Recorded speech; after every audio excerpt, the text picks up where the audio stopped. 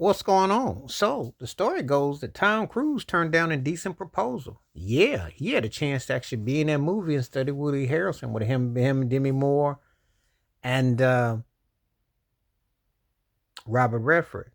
But instead, decided to do The Firm. Do I think he made the right choice? I think so. Woody Harrelson always had these kind of him and Jeff Daniels always get them mixed up. They always had these quirky, twisted horror love stories gone wrong. And they always was like the dudes in the middle. But actually, this turned out to be a smart move on Tom Cruise's part because I don't know if that would have been would have jived right. He always played like he was in charge, and could you really see him being pimped and hustled by a dude with his woman? I mean, could you really see that? I mean, think about it. But it was a trip out movie. That movie was huge. I mean, uh, that was a real trip out movie. Would you pay your wife to go to some other guy? That was crazy in '93. That was like a big people were talking about that. You remember when people used to actually talk about these films? They'd actually sit there and have like debates about what would you do and how it hit. That seems like a lost art. That seems like a lifetime ago. And in a lot of ways it is really because um people just don't really roll like that no more per se. But man, back then it was the norm to, you know, you kind of had those kind of questions about would you do that? Would you be cool with that? So it was kind of crazy when I think about it. But yeah.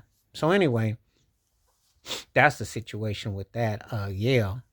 Um, that particular film. And I think he tend to make the right choices. He always been a pretty smart cat.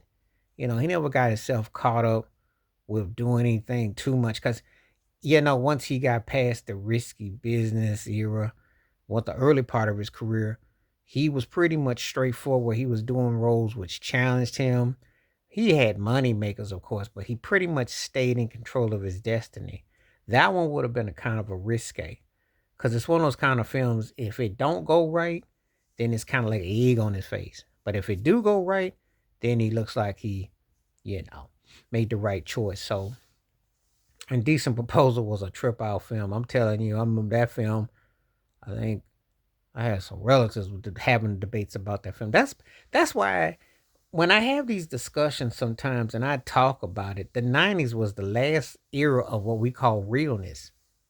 Like I always say, 2019 is the last of the old way of life before everything what happened the last few years. Well, the '90s was the last era of the real of before technology everything took over because back then and you would go to a movie, people have debates, people like be asking stuff, and it was like really the most stuff that you may not take meaning to hit for certain folks it meant. So anyway, yeah, Tom Cruise turned down a decent proposal, and his career went fine.